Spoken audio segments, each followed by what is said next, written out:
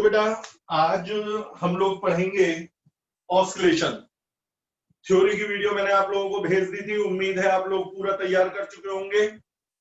मेरे बेटा simple harmonic motion की इक्वेशंस वगैरह तो आप अच्छी तरह से पढ़ चुके हैं, मैंने काफी डिटेल में वीडियो बना करके भेजी थी तुमसे।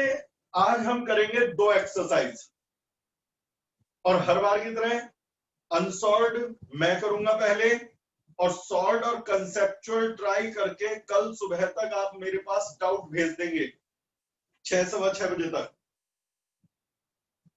पहला क्वेश्चन, दी गई इक्वेशन में से, दिए गए फंक्शन में से कौन कौन सिंपल हार्मोनिक है, कौन कौन से पीरियडिक हैं और कौन कौन से पीरियडिक भी नहीं है। मैं तुम्हें पहचान बता दूं सिंपल मोटा मोटी, जिस फंक्शन में साइन या कॉस आ जाए सिंगल पावर के साथ वो हर हाल में सिंपल हार्मोनिक होता है। सिंपल हार्मोनिक बेटा प्रूफ मैंने करके दिखा रखा है अपनी वीडियो में कि r sine omega T plus five, r cos omega T plus five simple harmonic है। उनमें ए प्रोपोर्शनल टू वाई होता है और टुवर्ड मीन पोजीशन होता है।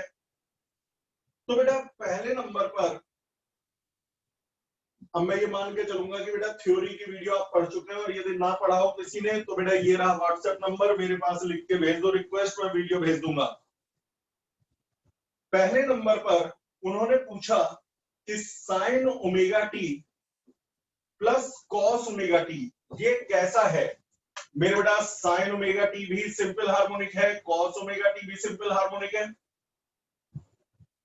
दोनों का सम भी सिंपल हार्मोनिक है। पता है यानी कॉस क्यूब होता, कॉस की पावर 4 होता, कॉस की पावर हायर ऑड पावर्स होती तो वो सब नॉन सिंपल हार्मोनिक हो जाते लेकिन पीरियडिक रहते।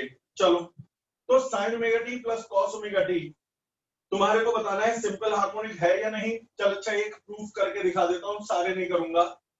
यदि इसे y मान लें तो वेलोसिटी क्या होती है, इसका डिफरेंशियल, वेलोसिटी इसका डिफरेंशियल यानी omega cos omega T minus omega sine omega T, ये वेलोसिटी हो गई dy बाय dt। फिर मेरे बेटा एक्सेलरेशन क्या होगा, वेलोसिटी का भी डिफरेंशियल, तो यानी इसका भी डिफरेंशियल, इसका डिफरेंशियल करोगे तो minus omega square sine omega T minus omega square cos omega T, तो ये बन जाएगा माइनस ओमेगा स्क्वायर ब्रैकेट में sine omega T plus cos omega T. लेकिन sine omega T plus cos omega T तो y था, तो ये आ जाएगा माइनस ओमेगा स्क्वायर y।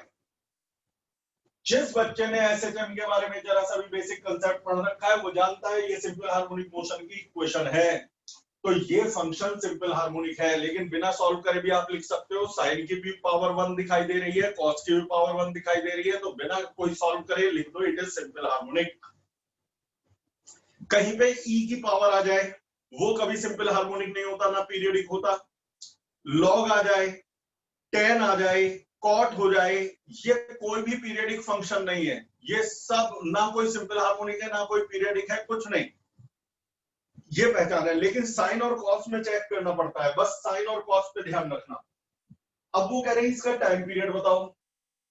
मेरे बेटा साइन ओमेगा टी में ओमेगा क्या है, टी का कॉफिशिएंट जो होता है ओमेगा, वो होता है ओमेगा जो होता है वो होता है 2 पाई बाय टी, यानी पहले फंक्शन का टाइम पीरियड है 2 पाई बाय ओमेगा। दूसरे में भी देखिए टाइम पीरियड का जो कॉफिशिएंट होता है वो ओमेगा होता है, तो यहां टाइम पीरियड का कॉफिशिएंट है ओमेगा, वो होता है 2 पाई बाय कैपिटल टी, तो टाइम पीरियड हो गया 2 पाई बाय ओमेगा। तो यहां बेटा ये भी सिंपल हार्मोनिक है, ये भी सिंपल हार्मोनिक है, पहले का भी time period 2 pi by omega, दूसरे का भी time period 2 pi by omega, तो पूरे फंक्शन का time period 2 pi by omega.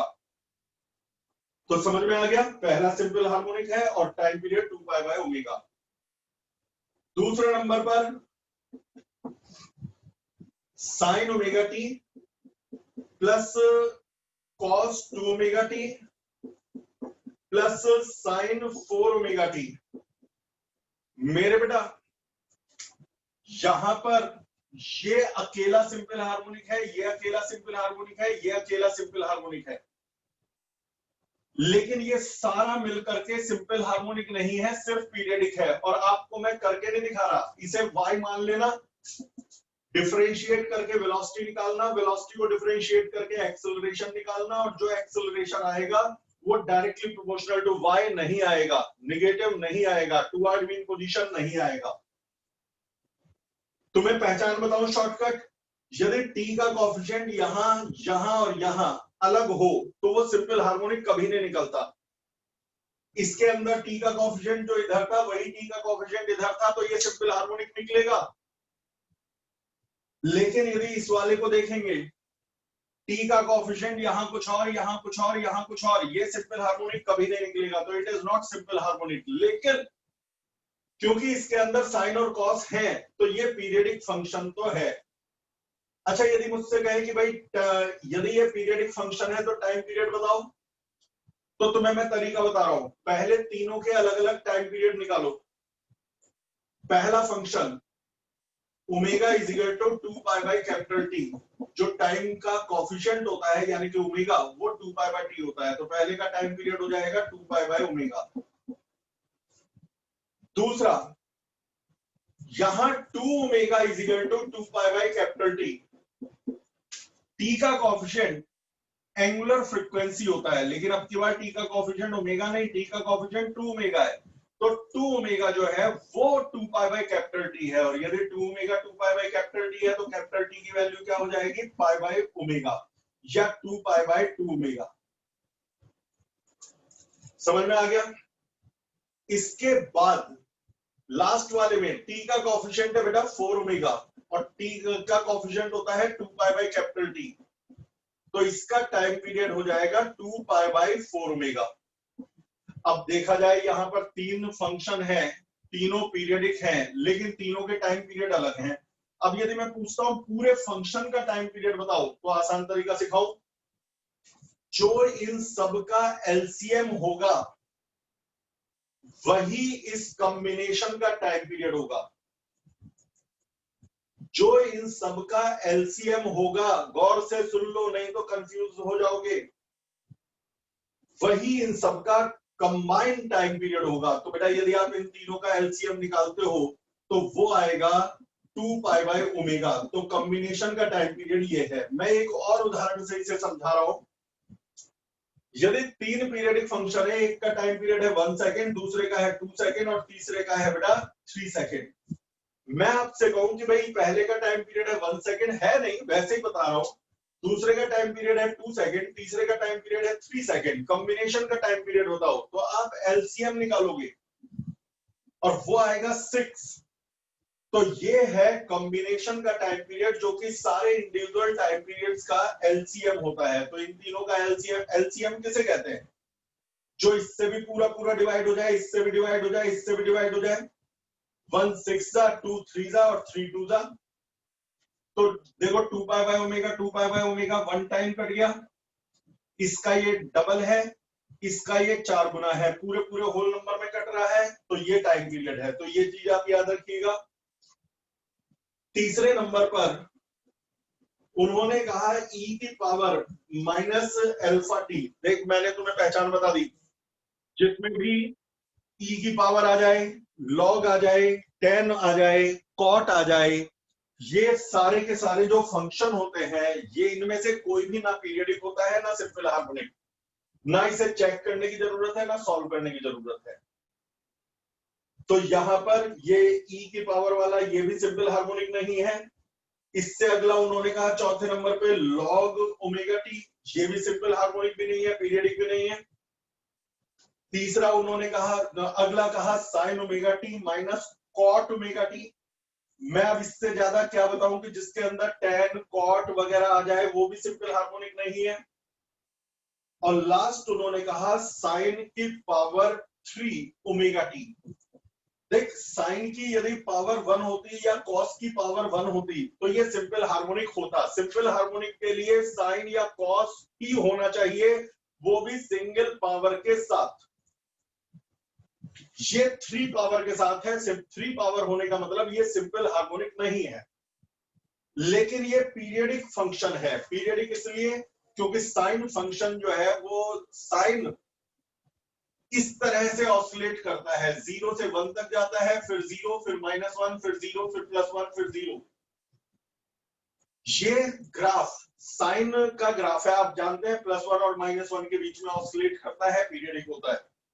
Sine cube का ग्राफ भी ऐसा ही होता है, जब साइन 0 होगा तो साइन का क्यूब भी 0 होगा, जब साइन 1 होगा तो साइन का क्यूब भी 1 होगा, फिर साइन 0 होगा तो साइन का क्यूब भी 0 होगा, साइन -1 होगा तो उसका क्यूब भी -1 होगा।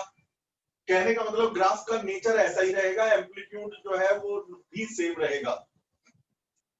इसका टाइम पीरियड, बेटा टाइम पीरियड टी का जो कॉफिशिएंट है वो 2π/T होता है, लेकिन टी का कॉफिशिएंट है ओमेगा, तो omega is equal to 2π/T, तो टाइम पीरियड का फॉर्मूला है 2π/ω। इस क्वेश्चन को खत्म करते हैं, एक्सरसाइज 1 के पहले क्वेश्चन को, और इसमें जो जो सीखे वो बातें आप दिमाग में लाओ। नंबर 1, जिस भी क्वेश्चन में साइन या कॉस सिंगल पावर के साथ है वो सिंपल हार्मोनिक भी है, पीरियडिक भी है। टाइम पीरियड हमेशा omega is equal to 2π/T से निकलेगा, लेकिन ओमेगा का मतलब सिर्फ ओमेगा से नहीं है, ओमेगा का मतलब टाइम का कॉफिशिएंट है। अब जहां टाइम का कॉफिशिएंट ओमेगा है तो ओमेगा को 2π/T रखेंगे, यहां टाइम का कॉफिशिएंट 2 ओमेगा है तो 2 ओमेगा को 2π/T रखेंगे, यहां टाइम का कॉफिशिएंट 4 ओमेगा है तो 4 ओमेगा को 2π/T रखेंगे। समझ गए? अच्छा, जब कई सारे पीरियडिक फंक्शन जुड़े हुए हों, जैसे साइन कॉस साइन जुड़े हुए हैं, तो ऐसे में सबके अलग अलग टाइम पीरियड निकालो और फिर उसका एलसीएम ले लो। जो एलसीएम है वो पूरे कॉम्बिनेशन का टाइम पीरियड होता है। आखिरी बात जो याद रखनी है पहले क्वेश्चन में, भाई हर क्वेश्चन कुछ सिखाता है, ये एक्सरसाइज जो है ना बेस बनाने के लिए है, असली तो एमसीक्यू आएंगे। अब मेरे बेटा इस सारे को आपने समझ लिया हो तो अगले क्वेश्चन की तरफ चल रहे हैं। अच्छा, tan cot e की पावर log ये सब ना पीरियडिक है ना सिंपल हार्मोनिक। अगला क्वेश्चन यानी क्वेश्चन नंबर 2, यदि किसी ऑसिलेशन की इक्वेशन है 16π² x is equal to 0, a plus 16π² x is equal to 0, तो टाइम पीरियड बताओ। निकल गया, हाफ सेकेंड आएगा, क्योंकि a हो जाएगा -16π²x, जहां a एक्सेलरेशन है और x डिस्प्लेसमेंट, लेकिन a होता है -ω²x। भाई y डिस्प्लेसमेंट को कभी y कह देते हैं, कभी डिस्प्लेसमेंट को x कह देते हैं, तो यानी ω² हो जाएगा बेटा 16π², ओमेगा हो जाएगा बेटा 4π, लेकिन ओमेगा होता है 2π/T 4π, तो टाइम पीरियड आ जाएगा हाफ सेकेंड, यानी कि बेटा 0.5 सेकेंड। तो इसका दूसरे क्वेश्चन का टाइम पीरियड है 0.5 सेकेंड। अगला क्वेश्चन, क्वेश्चन नंबर 3 पर आ रहा हूं।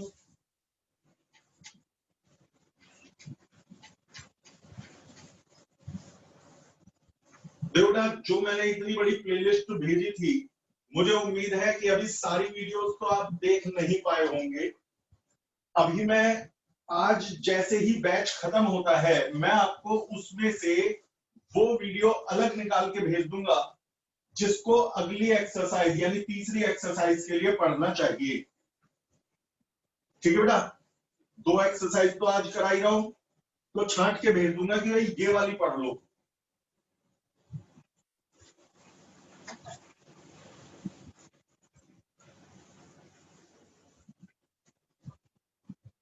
Question number 3,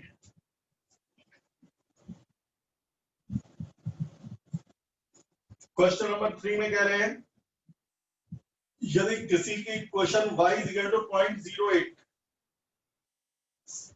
sign 3πt plus π/4 है, तो बताइए इसका टाइम पीरियड क्या है, इनिशियल फेज क्या है और डिस्प्लेसमेंट क्या है टाइम 7/36 सेकंड पर।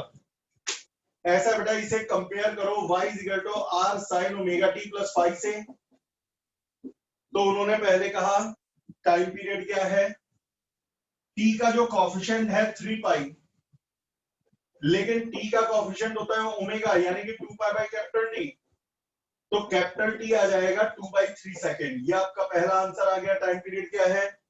दूसरे नंबर पे कहा है इनिशियल फेज।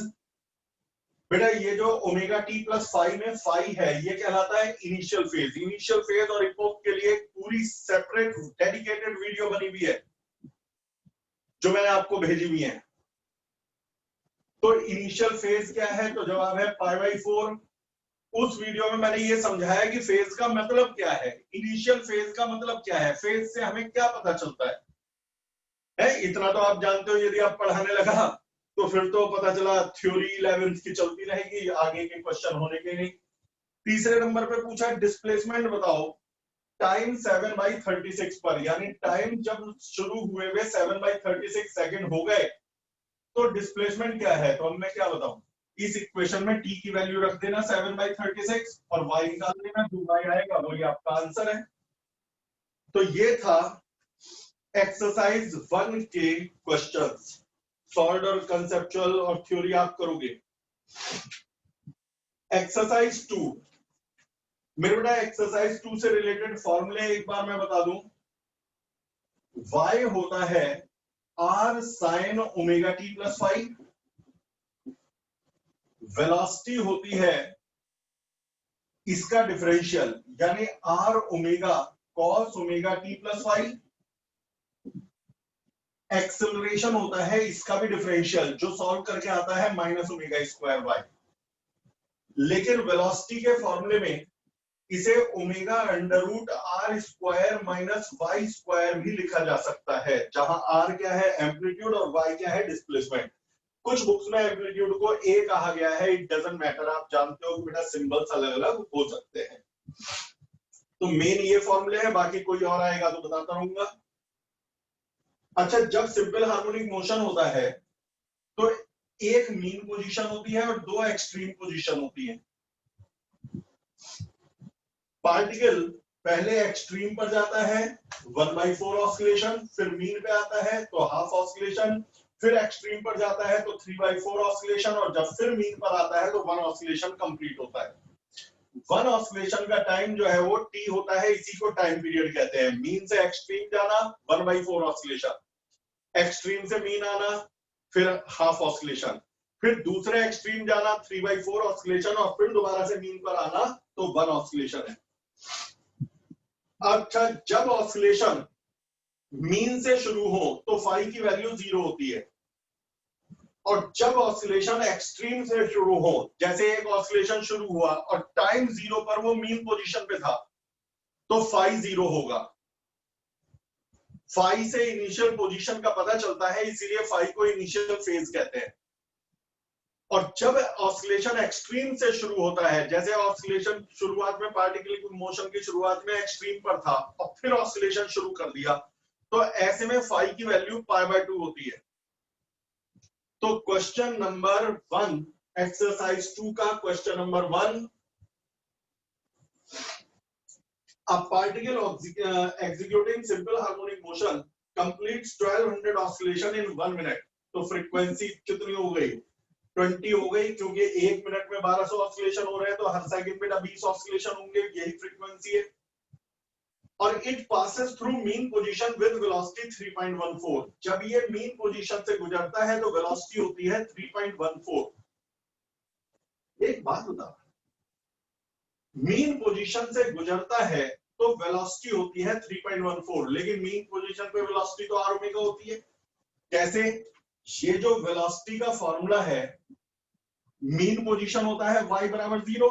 यदि इस फॉर्मूले में y को 0 रख दें तो अंडर रूट आर स्क्वायर हो जाएगा r, तो ये बन जाएगा r ओमेगा। तो याद रखिए मीन पोजीशन पर डिस्प्लेसमेंट 0 होता है यानी y 0, और एक्सट्रीम पोजीशन पे y की वैल्यू होती है बेटा r।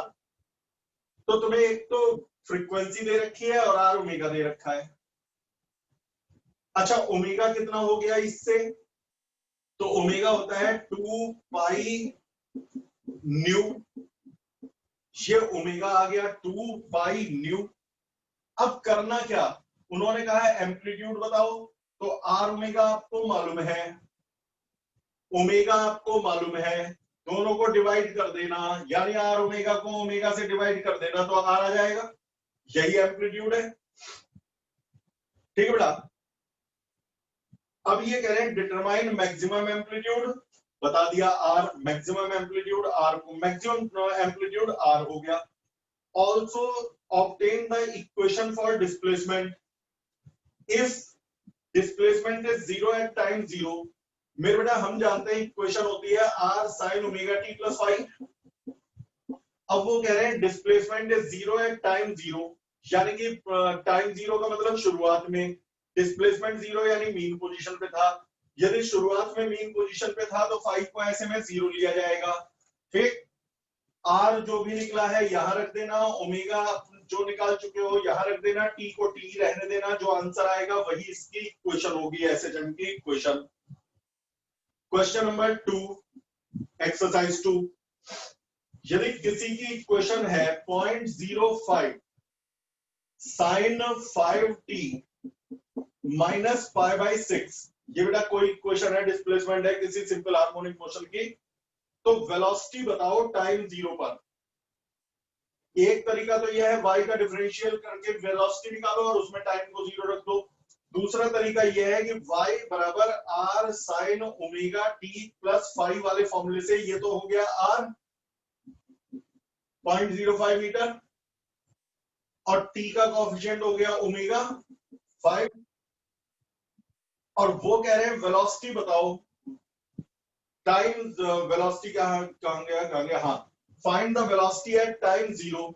मुझे यहां पर सिर्फ एक चीज यहां पता करनी है, टाइम 0 पर कहां होगा ये, मीन पर ना, मीन पर नहीं होगा, रुक जा। मेरे बेटा वेलोसिटी का फॉर्मूला निकाल ले चल। 0.05 sign 5t minus pi by 6 का differential 5 cos 5t minus pi by 6, ऐसा है। यदि ये पाई ना होता ना तो ये टाइम 0 पे मीन पर होता, अब ये टाइम 0 पे मीन पर नहीं है।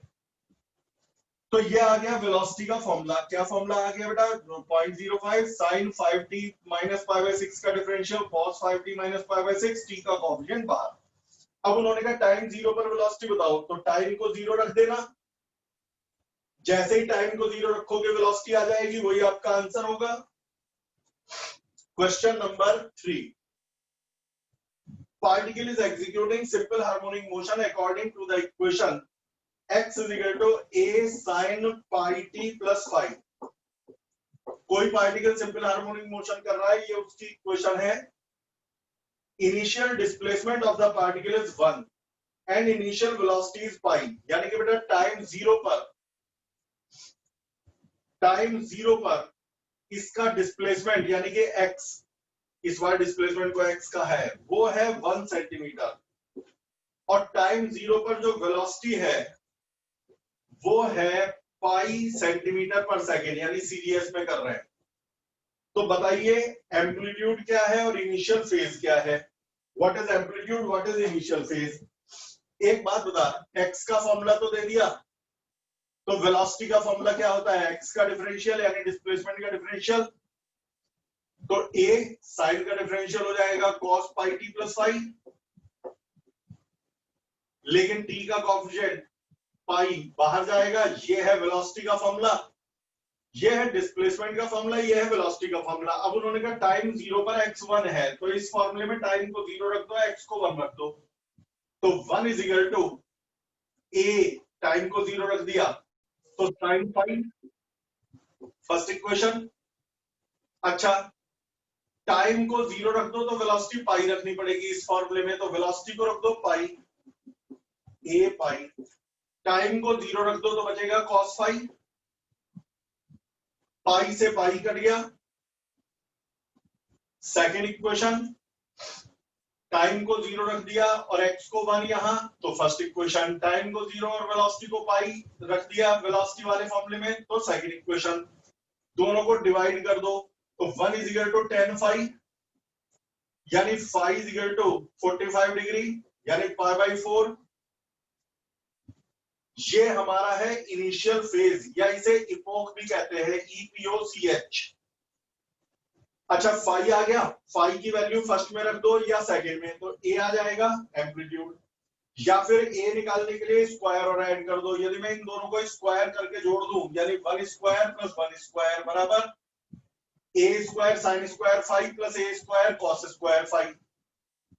ए स्क्वायर कॉमन आ गया ब्रैकेट में, sine square plus cos square वो तो 1 होता है, तो इससे ए आ जाएगा √2। तो ये आपका आंसर निकालने का तरीका, चाहे तो आप फाइव की वैल्यू रख के ए निकाल लो, और नहीं तो बेटा आप फाइव की वैल्यू मत रखो, स्क्वायर करके ऐड कर दो और ए निकाल लो। तो ये हमारा हुआ क्वेश्चन नंबर 3।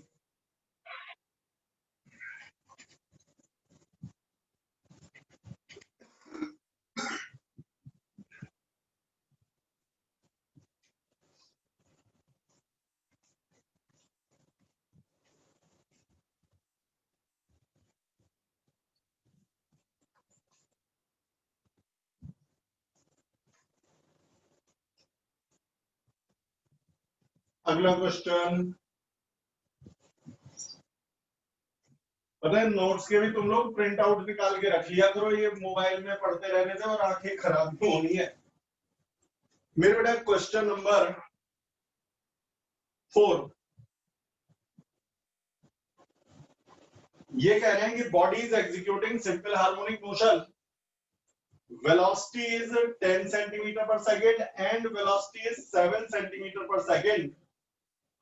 सेंटीमीटर पर सेकंड यूनिट मैंने लिख रहा, आप लिख लेना।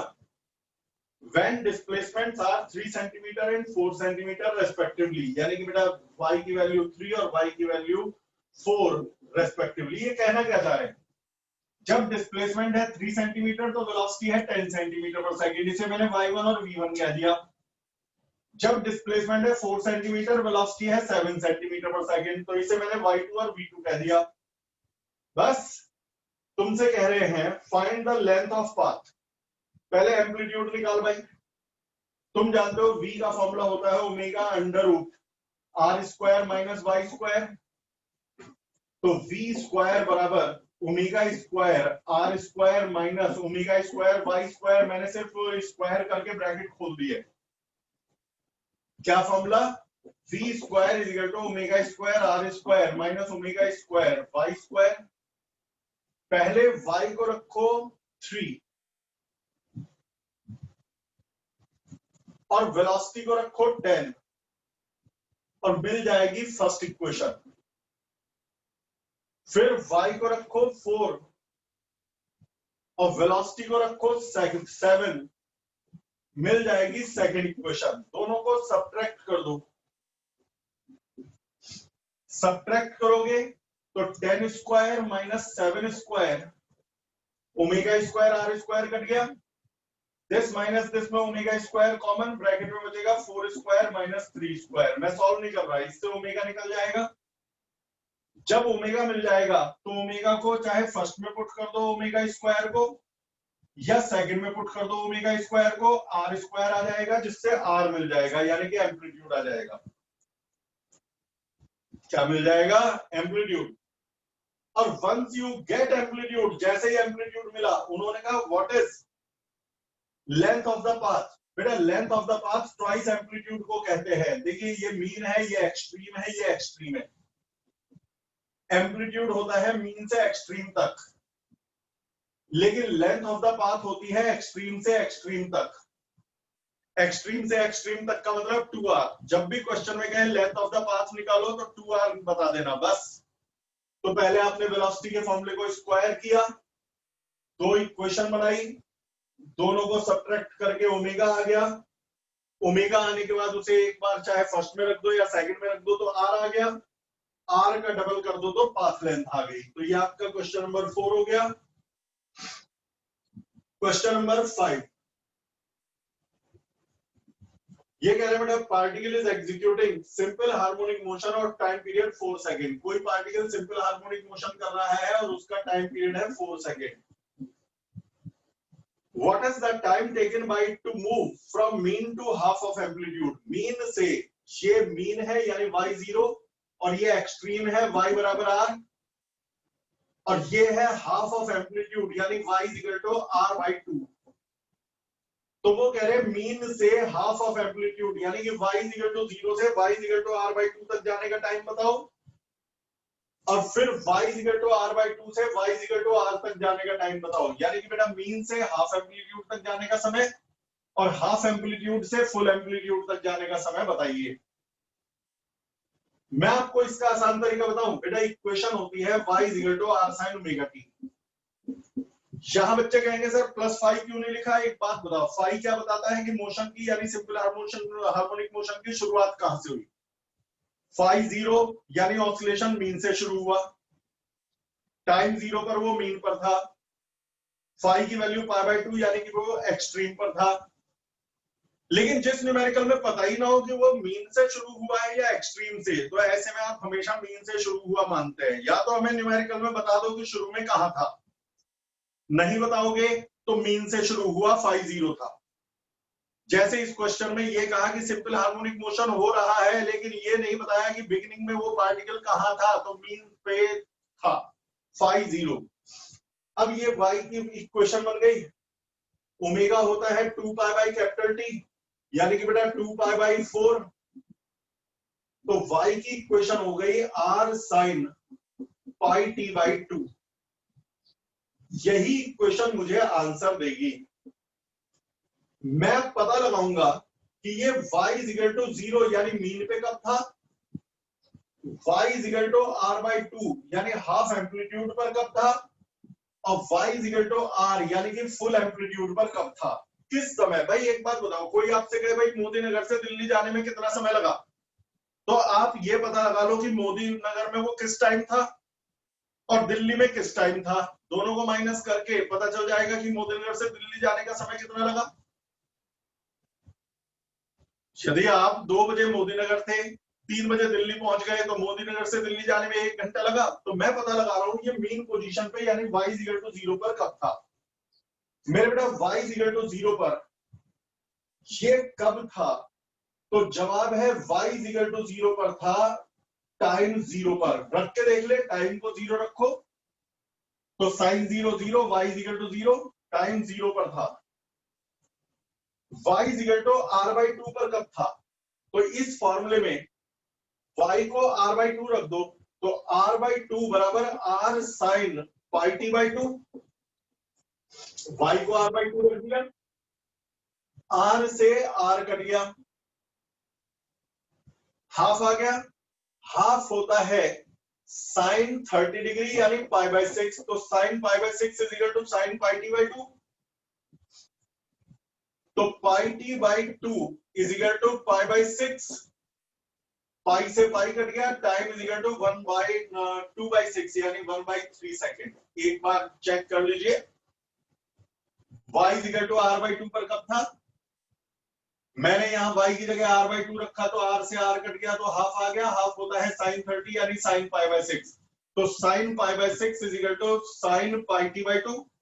अब यदि pi by 6 is equal to pi T by 2, तो पाई से पाई उड़ गया, टाइम आ गया 2 बाई 6 यानी 1 बाई 3 सेकेंड। तो मेरे बेटा ये 1 बाई 3 सेकेंड, मोशन शुरू होने के 1 बाई 3 सेकेंड बाद वो हाफ एम्पलीट्यूड पर पहुंच चुका था। अब ये y इक्वल टू r पर कब था, तो इस फॉर्मूले में y को r रख दो, तो r is equal to r sine pi T by 2, r is equal to r sine pi T by 2, तो r से r कट गया 1, और 1 होता है साइन 90 डिग्री यानी कि बेटा साइन पाई बाई 2, तो sine pi by 2 is equal to sine pi T by 2, तो pi by 2 is equal to pi T by 2, तो इससे t आ जाएगा 1 सेकेंड, यानी टाइम 1 सेकेंड पर ये यहां था। एक बार आखिरी बार चेक करो और खत्म करो। टाइम पीरियड है 4 second, r sign omega T में ओमेगा को 2 पाई बाई 4 यानी कि बेटा पाई बाई 2 हो गया, पाई टी बाई 2। अब जरा रख के देख, गलत तो नहीं है, टाइम को 0 रखो तो y 0 आना चाहिए, टाइम को 1 बाई 3 रखो तो ये पाई बाई 6 हो जाएगा, साइन पाई बाई 6 यानी साइन 30 हाफ, तो y आ जाएगा r बाई 2 यानी टाइम 1 बाई 3 पे r बाई 2। टाइम 1 सेकेंड पर t को 1 रख दो तो साइन पाई बाई 2 1 रह गया और y r आ गया। इस समय वो मीन पर था, इस समय हाफ एम्पलीट्यूड पर था और इस समय फुल एम्पलीट्यूड पर था। अब वो कहते हैं मीन से हाफ एम्पलीट्यूड तक जाने में कितना समय लगा, तो खुद बता दे, टाइम 0 पर वो था मीन, टाइम 1 बाई 3 पर था हाफ एम्पलीट्यूड, तो दोनों को माइनस कर दो, 1/3 माइनस 0 यानी 1/3 पहला आंसर है, 1/3 सेकेंड, यानी कि मीन से हाफ एम्पलीट्यूड तक जाने का समय 1/3 सेकेंड है। अब आता है हाफ एम्पलीट्यूड से फुल एम्पलीट्यूड जाने का समय। हाफ एम्पलीट्यूड पर 1/3 सेकेंड पर था और फुल एम्पलीट्यूड पर 1 सेकेंड पर था। यदि हाफ एम्पलीट्यूड पर 1/3 सेकेंड, फुल एम्पलीट्यूड पर 1 सेकेंड में पहुंच गया तो यहां से यहां जाने में समय कितना लगा, 1 माइनस 1/3 यानी कि 2/3 सेकेंड। यही आपका आंसर है। तो क्वेश्चन नंबर ये हुआ हमारा क्वेश्चन नंबर 5। अब क्वेश्चन नंबर 5 में, अच्छा वेटिंग रूम में बैठे हुए हैं,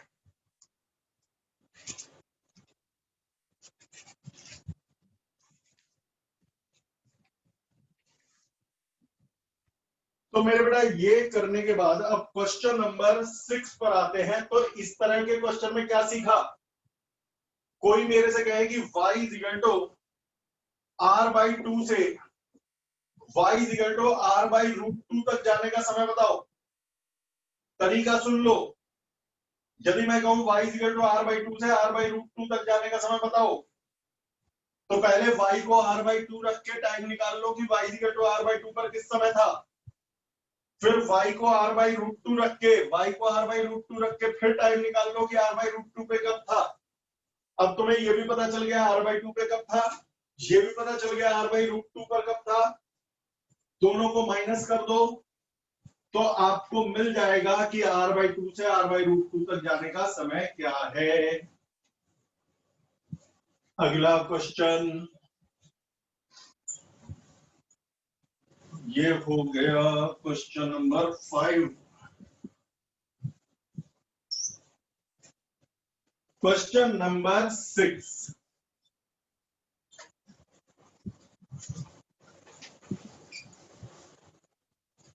मेरे बेटा क्वेश्चन नंबर 6 में कहा जा रहा है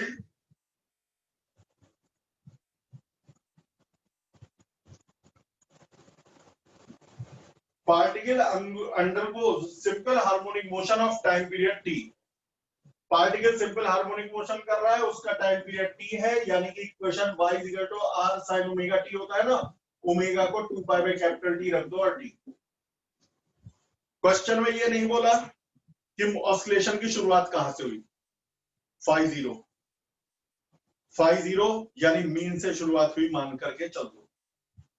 तो वो पूछ रहे हैं find the time taken in completing 3/8 oscillation. बताइए 3/8 ऑसिलेशन होने में कितना समय लगेगा। मेरे बेटा ये है y इक्वल टू 0। पहले बता 1 ऑसिलेशन कब होता है, जाना आना, जाना आना, मीन से एक्सट्रीम, फिर मीन, फिर अदर एक्सट्रीम, फिर मीन, ये 1 ऑसिलेशन। यदि मैं इतना कर दूं तो ये हाफ ऑसिलेशन। यदि सिर्फ पूछूं यहां से यहां तक जाने का क्या है, ये 1/4 ऑसिलेशन है,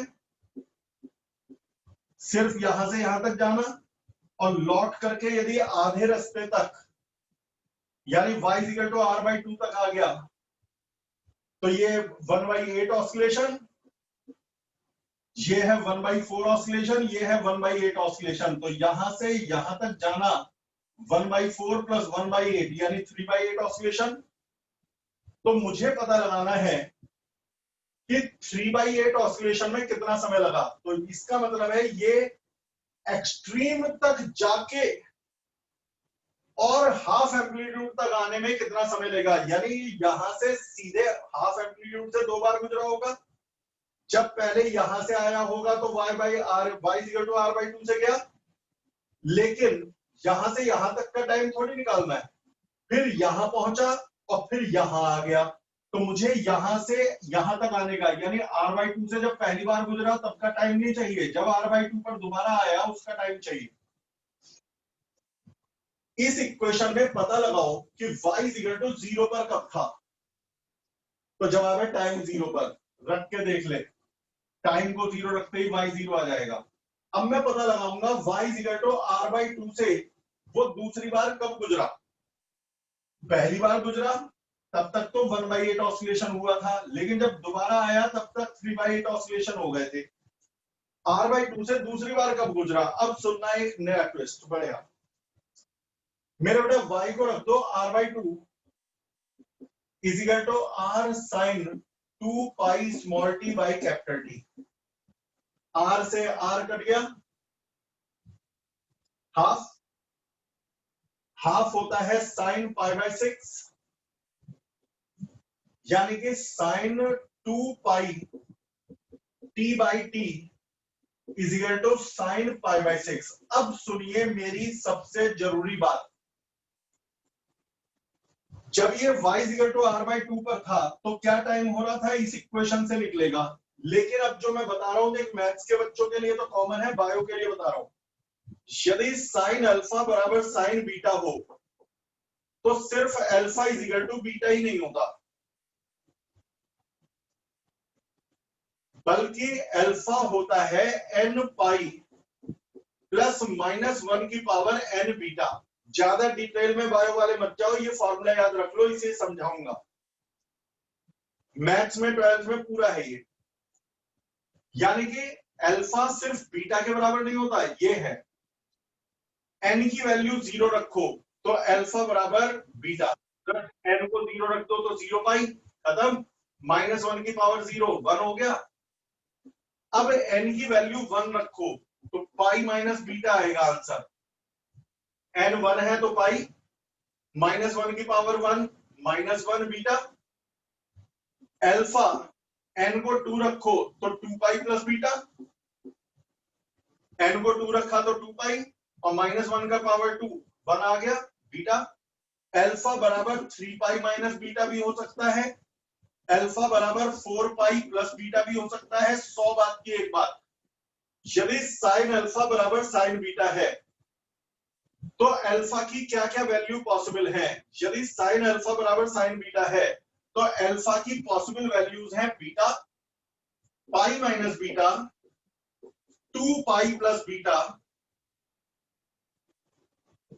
3 pi minus beta, 4 pi plus beta, 5 pi minus beta, जान के लिख रहा हूं, 6 pi plus beta, 7 pi minus beta, अगला खुद बोल दो मन में, 8 pi plus beta, 9 pi minus beta and so on infinite तक। तो यदि बेटा ये साइन अल्फा बराबर साइन बीटा है तो 2 पाई टी बाई टी π/6 के भी बराबर हो सकता है, 2 pi T by T pi minus π/6 के बराबर भी हो सकता है। पहले मैं सारा समझाना चाह रहा हूं इस क्वेश्चन में। 2 pi T by T 2 pi plus π/6 के बराबर भी हो सकता है, 2 pi T by T 3 pi minus π/6 के बराबर भी हो सकता है। बच्चे कहते हैं तो फिर हम कौन सा लगाएं। तुम ये बताओ, ऑसिलेशन में क्या y इक्वल टू r/2 से एक ही बार गुजरा, इस वाले पॉइंट से एक ही बार गुजरा, शुरू हुआ पहली बार गुजरा। यदि पहली बार का टाइम निकालना हो कि पहली बार किस टाइम गुजरा तो π/6, लौट करके यहां से फिर गुजरा, वो टाइम निकालना है दूसरी बार वाला, तो ये इक्वेशन मत लगाना, ये इक्वेशन लगाना। फिर जा करके तीसरी बार गुजरा यहां से, तीसरी बार किस समय गुजरा निकालना है, तो ये इक्वेशन मत लगाना, ये लगाना। फिर लौट के आके चौथी बार गुजरा यहां से, यदि चौथी बार किस टाइम गुजरा तो ये वाला मत लगाना, ये लगाना। तो जब पहली बार particle y equal to r/2 से गुजरा तो ये, दूसरी बार गुजरा उस वाले से तो ये, फिर तीसरी बार गुजरा तो इससे निकलेगा टाइम चौथी बारी। जिसने देख समझना है उसके लिए तो मैंने बहुत इंपॉर्टेंट बात बोल दी, और जो रेक्टिफिकेशन वाले हैं वो अभी भैया उनसे तो होने का नहीं, फिजिक्स है ये, फिजिक्स मजाक नहीं होता। तो आपसे पूछा क्या था, उन्होंने कहा 3/8 ऑसिलेशन कब हुए, तो जब पहली बार गया तो 3/8 ऑसिलेशन नहीं हुए, लेकिन जब दूसरी बार आया तो 3/8 ऑसिलेशन हो गए। तो मुझे पता लगाना है कि ये दूसरी बार कब गुजरा, ये दूसरी बार कब गुजरा y इक्वल टू r/2 से। पहली बार गुजरता तो ये वाली इक्वेशन लगाता, दूसरी बार गुजरा तो ये लगाता, बस। तो दूसरी बार ही गुजरा है तो ये इक्वेशन लगेगी। इसके ऊपर बुक्स में बहुत कम लिखा हुआ है, इसे ध्यान से समझना। इस इक्वेशन से पता लगेगा कि दूसरी बार कब गुजरा y equal to r by 2 से।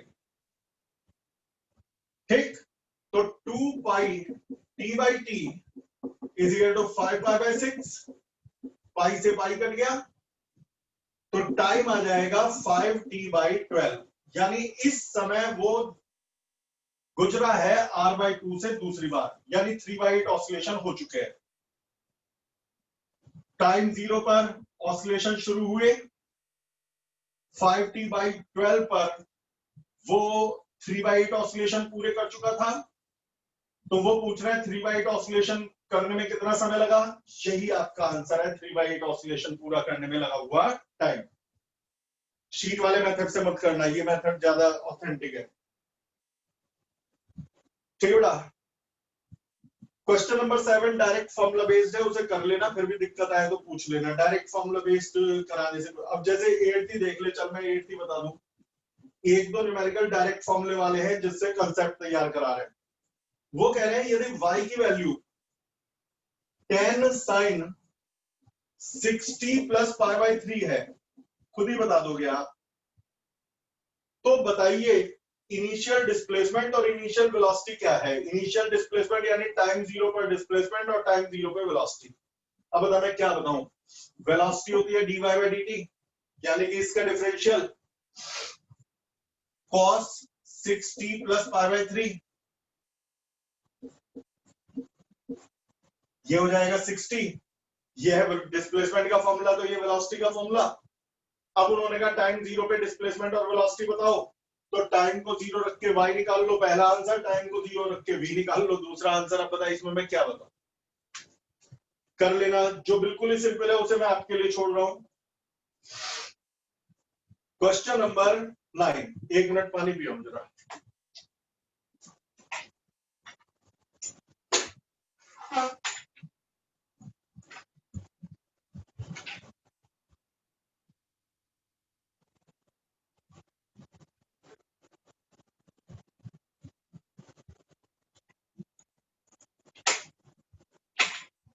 हाँ जी बेटा जी, तो ये क्वेश्चन नंबर 9 है, पार्टिकल इज एग्जीक्यूटिंग एसएचएम। मेरा बेटा ये पार्टिकल एसएचएम कर रहा है, वो आप जानते हो। तो वो पूछ रहे हैं in which part of the oscillation acceleration supports velocity, acceleration opposes velocity.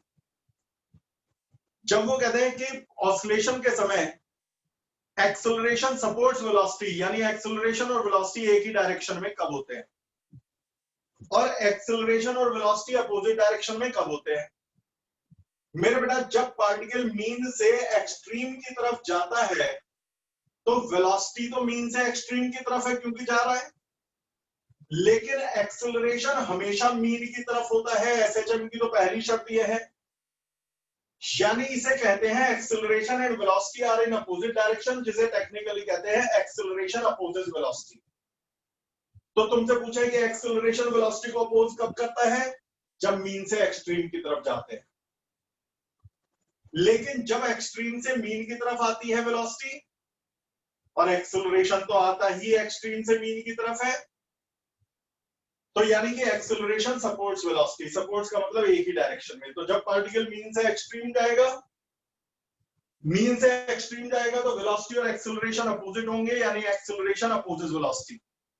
और जब एक्सट्रीम से मीन की तरफ आएगा तो एक्सेलरेशन और वेलोसिटी सेम डायरेक्शन होंगे, तो acceleration supports velocity. Question number 10, ये एक हाइपोथेटिकल सिचुएशन है। Particle is executing simple harmonic motion between 2 points A and B. एक पार्टिकल ए और बी के बीच में सिंपल हार्मोनिक कर रहा है, यानी ए और बी उसकी एक्सट्रीम पोजीशन है।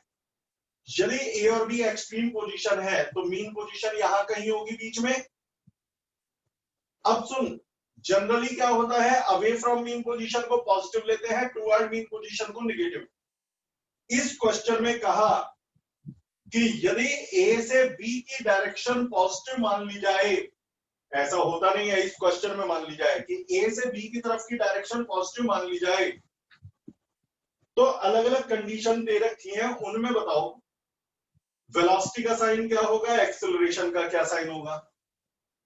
नंबर 1, एक ही पॉइंट फिगर में सारा समझा दूंगा। जब पार्टिकल ए पर है, तुम्हें मालूम है पार्टिकल ए पर है तो वेलोसिटी 0 है, लेकिन एक्सेलरेशन हमेशा मीन के टुवर्ड होता है। पुरानी साइन कन्वेंशन के हिसाब से अब छोड़ दो, अब इस वाली साइन कन्वेंशन राइट की तरफ जाता हुआ पॉजिटिव और एक्सेलरेशन राइट की तरफ जा रहा है तो पॉजिटिव, यानी वेलोसिटी 0, एक्सेलरेशन पॉजिटिव। और जो एक्सेलरेशन का साइन वही फोर्स का साइन, क्योंकि फोर्स और एक्सेलरेशन सेम डायरेक्शन में होते हैं, यानी कि प्लस। इस क्वेश्चन को 2 बार समझना, खत्म। सुनते रहो, बजाय एक को 4-4 बार बताने के सारे पार्ट बता रहा हूं। जब पार्टिकल बी पर है तो वेलोसिटी तो 0 एक्सट्रीम है, और एक्सेलरेशन मीन की तरफ होगा। यदि एक्सेलरेशन मीन की तरफ होगा, मैंने इस डायरेक्शन को प्लस मान रखा है, और एक्सेलरेशन उधर होगा तो एक्सेलरेशन नेगेटिव। और तुमसे कहे फोर्स और एक्सेलरेशन सेम डायरेक्शन होते हैं, वो भी नेगेटिव। यदि एक्सेलरेशन नेगेटिव तो फोर्स भी नेगेटिव। तीसरा, जब वो mid point between A and B है, यानी ए और बी के मिड पॉइंट पर है, यहां यानी कि मीन पोजीशन पर, गोइंग टुवर्ड ए। देख बेटा, यदि वो यहां है मीन पर और ए की तरफ जा रहा है, यानी वेलोसिटी ए की तरफ है, यदि वेलोसिटी ए की तरफ है तो पॉजिटिव साइन के अपोजिट है, यानी कि नेगेटिव। और एक्सेलरेशन 0, मीन पोजीशन पर एक्सेलरेशन 0 होता है भाई। एक्सेलरेशन है -ओमेगा² y, यदि मीन पोजीशन की बात करें तो y 0, इसलिए a 0, और फोर्स भी 0। अगला point, 2 centimetre away from B से कुछ दूर, 2 centimetre away from B going toward A. वो बी से कुछ दूर है और ए की तरफ जा रहा है। ए की तरफ वेलोसिटी है तो वेलोसिटी नेगेटिव है, और एक्सेलरेशन मीन की तरफ होता है, मीन की तरफ, वो भी नेगेटिव है, तो वेलोसिटी भी नेगेटिव, एक्सेलरेशन भी नेगेटिव, फोर्स भी नेगेटिव। फिर उन्होंने कहा 3 centimetre away from A going toward B, A से 3 सेंटीमीटर दूर है और बी की तरफ जा रहा है, वेलोसिटी बी की तरफ है। जो बच्चे ध्यान से सुन रहे हैं, वेलोसिटी बी की तरफ है यानी पॉजिटिव डायरेक्शन में है, और एक्सेलरेशन मीन के टुवर्ड होता है, और यदि एक्सेलरेशन मीन के टुवर्ड होता है वो भी पॉजिटिव डायरेक्शन में है, तो इस समय और फोर्स भी फिर पॉजिटिव हो गया। अब ये कहते हैं मीन ए से कुछ दूर गोइंग टुवर्ड ए से कुछ दूर गोइंग टुवर्ड ए, यहां है लेकिन ए की तरफ जा रही है वेलोसिटी, तो वेलोसिटी खुद बता दे यार, इसे पॉजिटिव माना है, उधर नेगेटिव, तो वेलोसिटी नेगेटिव है, लेकिन एक्सेलरेशन तो मीन के टुवर्ड होगा, और यदि एक्सेलरेशन मीन के टुवर्ड होगा तो एक्सेलरेशन इस हिसाब से पॉजिटिव डायरेक्शन में होगा, और फोर्स भी पॉजिटिव। देखो what ever is your answer, ये साइन कन्वेंशन सिर्फ इस न्यूमेरिकल के लिए था, कभी आप परमानेंट रख लो। दरअसल ऐसा होता नहीं, हमारे यहाँ पॉजिटिव का मतलब है अवे फ्रॉम मीन पोजीशन, और नेगेटिव का मतलब है टुवर्ड मीन पोजीशन। जो रियल साइन कन्वेंशन है, जो भी मीन पोजीशन से दूर की तरफ डायरेक्टेड होगा वो पॉजिटिव, और जो मीन पोजीशन के टुवर्ड होगा नेगेटिव।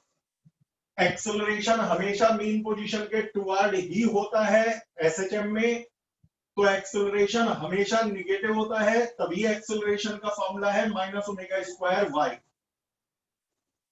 वेलोसिटी मीन से अवे भी हो सकती है और मीन के टुवर्ड भी, यानी वेलोसिटी पॉजिटिव भी हो सकती है और नेगेटिव भी। 11th हो जाएगा, उसमें r दे रखा है और ओमेगा दे रखा है, v पूछ रहा है मैक्सिमम वेलोसिटी, तो v = r ओमेगा से कर लेना। तो ये दूसरी एक्सरसाइज भी मैंने करवा दी। कल को मैं 3rd एक्सरसाइज कराऊंगा और 1st और 2nd के डाउट्स लूंगा, तो ऑस्लेशन वाली शीट आप लोग तैयार करना शुरू करिए, और सुबह 6 बजे से 6:15 बजे तक के बीच में मेरे पास डाउट्स आ जाने चाहिए, क्योंकि मुझे लिखने पड़ते हैं रजिस्टर में, मोबाइल से देखा नहीं जाता और सारे प्रिंट मेरे पास है नहीं।